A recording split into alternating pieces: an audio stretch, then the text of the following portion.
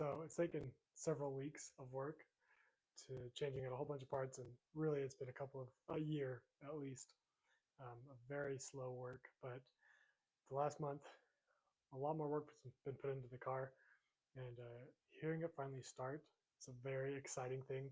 Now, the first time I started, it didn't stay on. You could hear it really trying.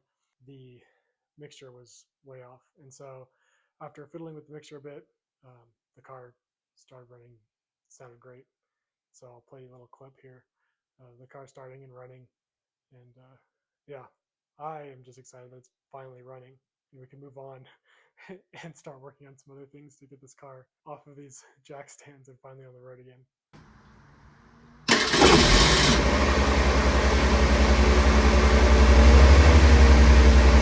Getting the Pinto started took a very long process, and I had my father-in-law come over and my brother-in-law came over too at one point to kind of troubleshoot and figure out where the problem was, right? So we did test the solenoid once it was new, made sure we were getting all the voltage we needed to through that. So we knew coming into the ignition coil, we were getting about 9 volts pretty consistently into the ignition coil. And we knew we were getting spark. So we tested every spark plug.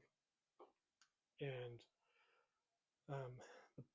initially we weren't getting spark. So let me step back. We tested this. We knew we were getting 9 volts into the ignition coil. We knew we were getting power into the condenser and into the distributor. We took the distributor cap off and confirmed that the rotor was spinning. And so we had done all of those checks to make sure everything was working, and we're getting nowhere, and still no spark. So we did all these tests. We did use this handy little spark plug tester to see if we were getting a spark. Initially, we weren't getting a spark, and I changed it over to the old distributor cap just because we were testing everything. And I noticed I started getting a intermittent spark. So this would flash orange, but it wasn't as consistent as it should have been when we were trying to turn over the engine or start the. It wasn't as consistent as it should be when we were trying to start the engine, and so we knew something was going on here. Couldn't figure out what, and as one might expect, it was a very dumb problem related to the fact that I have no clue what I'm doing here. And so you can see right here, we've got this little clip, and you can't quite see it.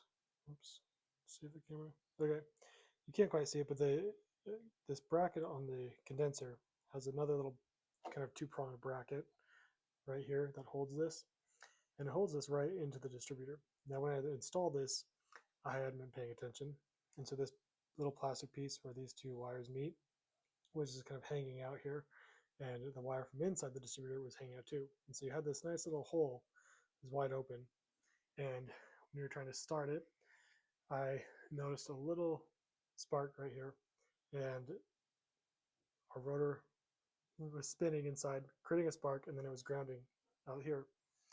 And so every once in a while you get a spark that would show up on our tester, but it was intermittent because most of the time it was grounding out.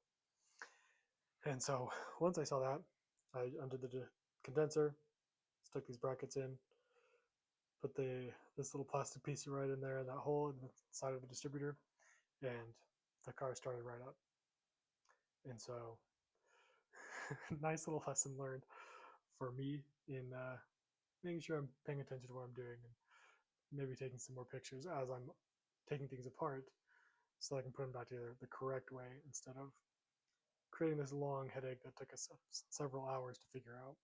So now that we've got it started, next thing is to get some new tires on this thing so we can get off of these jack stands and hopefully get out on the road and see what else is broken, because I'm sure there's some more issues to figure out, but really excited to finally have this next step done and have the car running, and hopefully running pretty smoothly, but we'll see what happens. So be sure to like, subscribe, and see what happens next.